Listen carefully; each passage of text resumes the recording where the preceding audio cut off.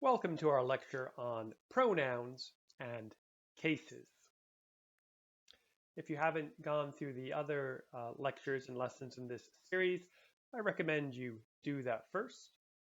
But here we'll be looking at a bit more depth in pronouns and various cases. Now, pronouns are basically words that you use instead of nouns. Nouns are thing words like table and window, or even words like idea. And pronouns are small words that refer back to nouns, usually nouns that have already been talked about in the sentence. Common pronouns in English are I, you, he, she, it, we, us, they, them. You have the idea. Now, in English, we also have cases. Cases are basically forms of a pronoun that you use in particular circumstances.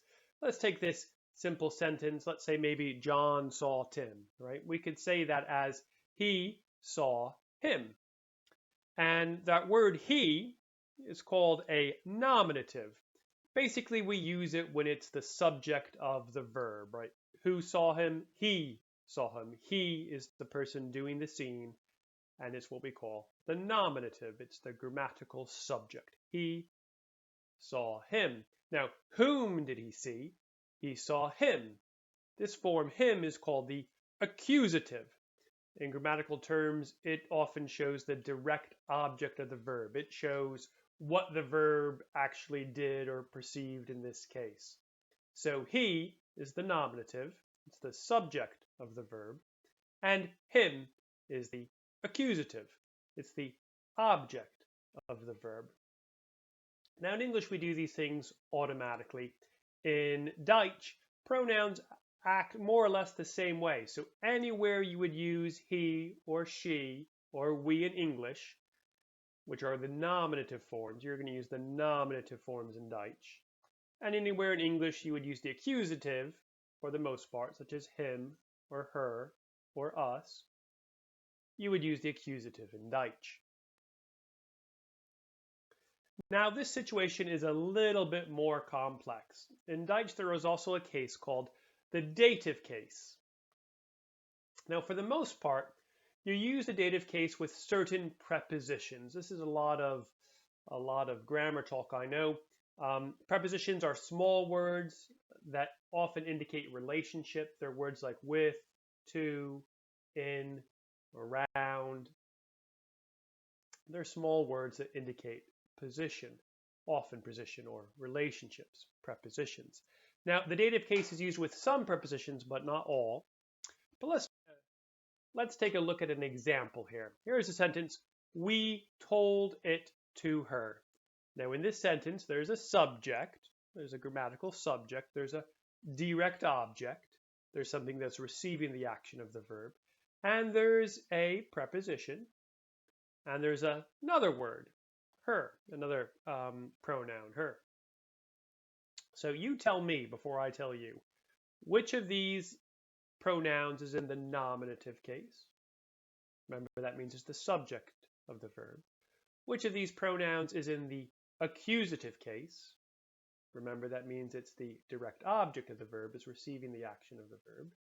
And which of these pronouns could we call the dative case? It's the object of a preposition. That's right, we is the nominative. It's the subject of the verb. It's the subject form. It's the one that's doing the telling. It is the accusative. It's the thing being told. It's the thing that the verb is doing. And her would be the dative case. It's the object of the preposition. It would be the dative case in Dutch. So we know the basics of the nominative, the accusative, and the dative. Here's the good news. A lot of Amish and Mennonite speakers don't use dative cases at all. They just use an accusative anywhere we say there might be a dative. Other speakers still use the dative case a lot, like speakers from northern Berks County and other places will use the dative.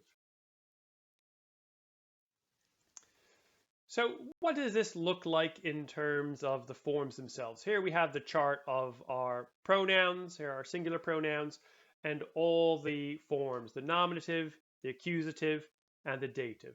You really should learn you should learn all of them, I suppose, the nominative, accusative, and dative. Like I said, a lot of Amish and Mennonites do not use the dative case. Instead, they substitute the accusative case for it. So keep that in mind. We'll look at each of these forms in turn, the pronunciation. First, we'll look at the first person singular. This is the I and me forms. The nominative, the subject is ich. The accusative is mich, mich, mich. And the dative would be mir, mir. Like I say, a lot of Amish wouldn't use mir, they would use mich everywhere that other speakers might use mir.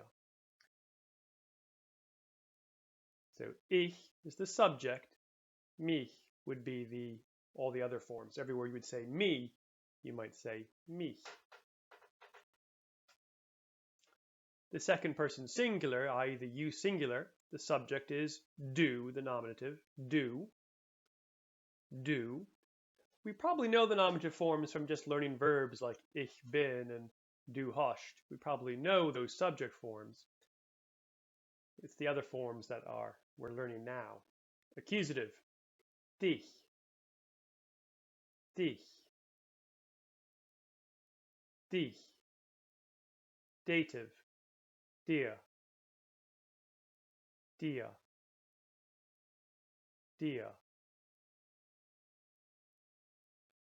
Now in English we just say you for all these forms, but in Dutch we have different forms for them. So if I were to say I see you would be ich sehen dich. I use dich because it's the object, it's the thing that I am seeing. Third person singular, masculine, I, he or him. He is a. Accusative is ihn. Now, just like in English, we often say instead of him, like I saw him. We say in reality. Same thing goes on in Dutch.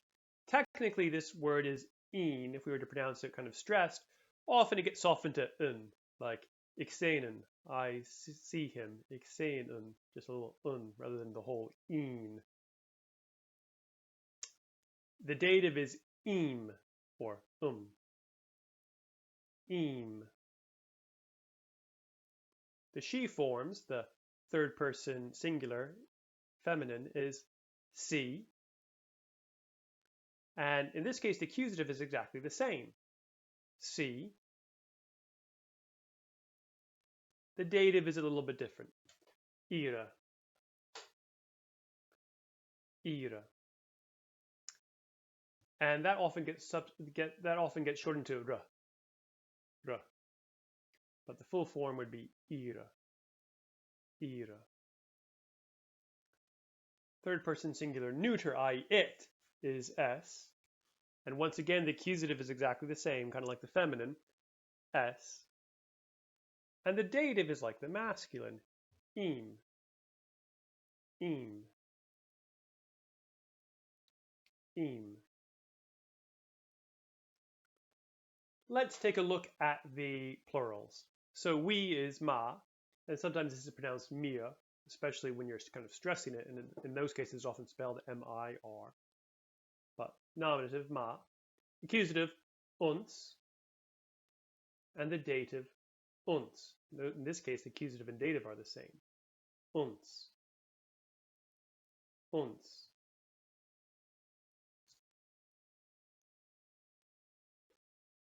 The second person plural, i.e. the y'all form, and the nominative is dia. And this sometimes gets softened to things like da, or in some places, the forms of dia are like ia. I even read nia. I've never heard nia, but I've read that in some places. I think Northampton County, they traditionally said nia. But anyway, the form we're using is dia. Dia. The accusative and the dative are the same here, and it's eich. Eich. Remember that EI makes the sound I. I. And finally, we have the plural. The nominative and accusative are see, see,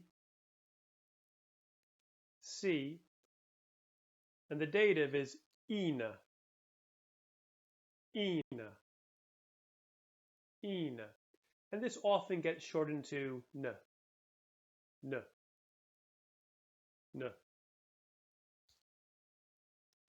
Now, I know these are a lot of forms. A little bit of memory work won't do you any harm. In fact, probably does the brain good. I recommend that you look at the handout. If you haven't printed out the handout, definitely do that. You should see it as a link. It's a JPEG, a picture form, because that's the most easy to upload and share.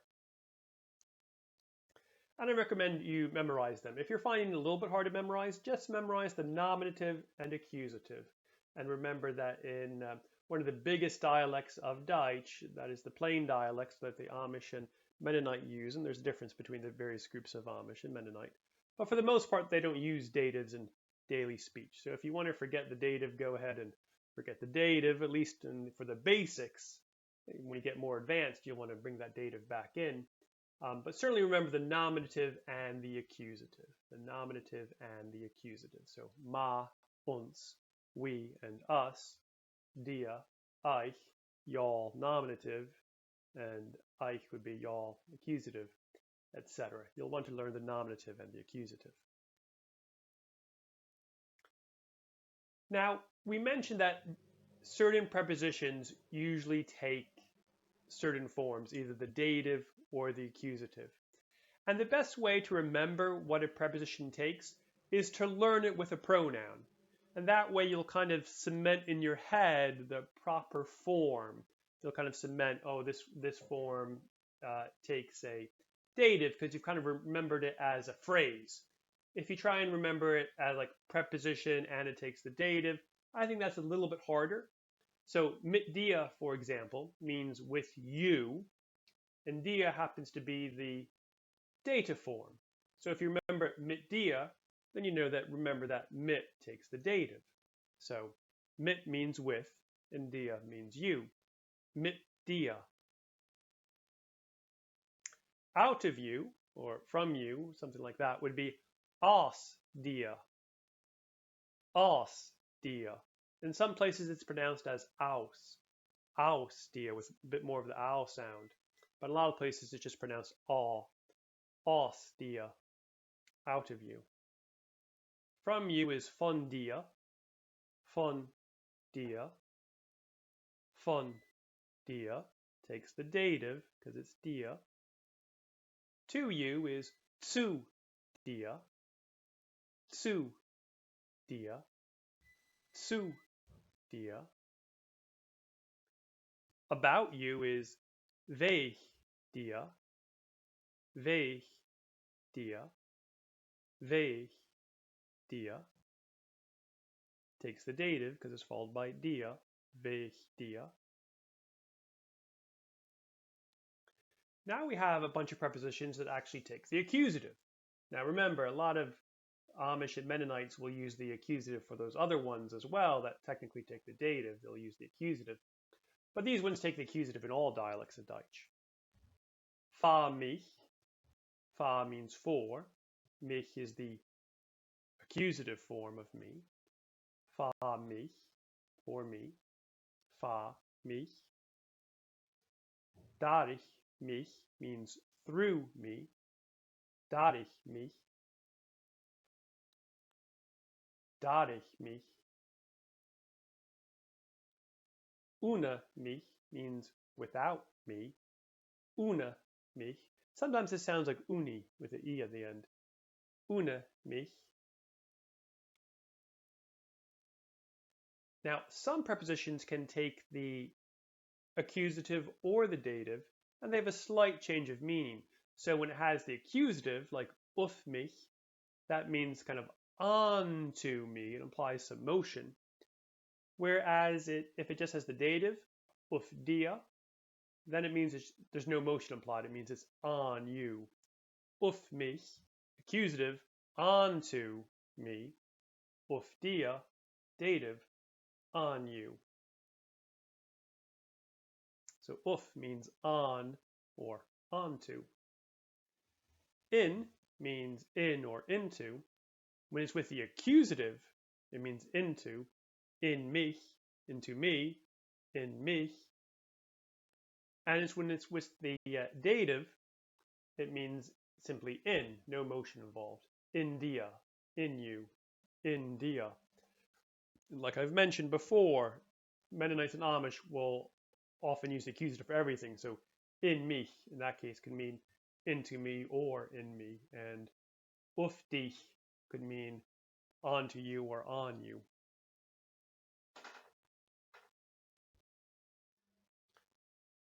Okay, cases, sometimes people find them a little bit tricky at first. But once you realize that we have them in English pronouns also, we have he and him and she and her.